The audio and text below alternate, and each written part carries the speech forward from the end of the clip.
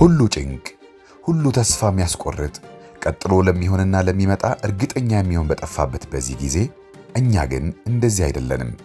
ምክንያቱም የዘላለም ተስፋ ተሰጥቶናል። ይህን ተስፋ ለማጽናትና በተስፋ እጦት ለሚባዝኑ ታላቅ ተስፋ ልናካፍልን ተዘጋጅተናል።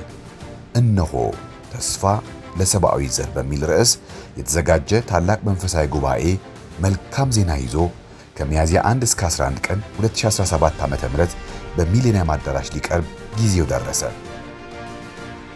በዓለም አቀፍ ደረጃ በመዘዋወርና በተለያዩ የሚዲያ አማራጮች ሰማያዊውን ተስፋ በማካፈል የታወቁ የኢትስ ሪትን ሚኒስትሪ ዋና ዳይሬክተር ፓስተር ጆን ብራንሾ ከእግዚአብሔር ቃል የሕይወት ቃል ጠፍቶ ግራ ለተጋቡ፣ መጪው ለጨለመባቸው፣ ጭንቀቱን የሚካፈል የውስጡን የሚሰማው አይዞ ባይ ጠፍቶበት ተስፋ ለቆረጠ ሰብአዊ ዘር ሁሉ አምላካዊ ተስፋ ከዘላለማዊ ወንጌል ይዞ ይቀርባሉ።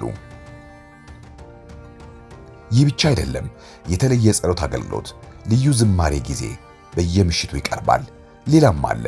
የካበተ ልምድና ለአገልግሎት ቀና ልብ ባላቸው ከአሜሪካን ሀገር በሚመጡ ዕውቅ የጤና ባለሙያዎች የተደገፈ ነፃ የጤና ምርመራ ተዘጋጅቷል።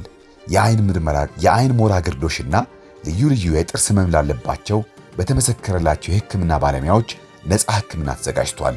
እንዳይረሱ ከሚያዝያ 1 እስከ 11 ቀን 2017 ዓ.ም ድረስ ዘውትር ምሽት ከ11 ሰዓት ከ30 እስከ 1 ሰዓት እንዲሁም ቅዳሜ ከጧቱ 3 ሰዓት እስከ 7 ሰዓት ከ30 ድረስ ቀጠሮን በሚሊኒየም አዳራሽ በማድረግ አምላክ ለሰብአዊ ዘር እንካችሁ ያለውን የተስፋ በረከት ያገኙ።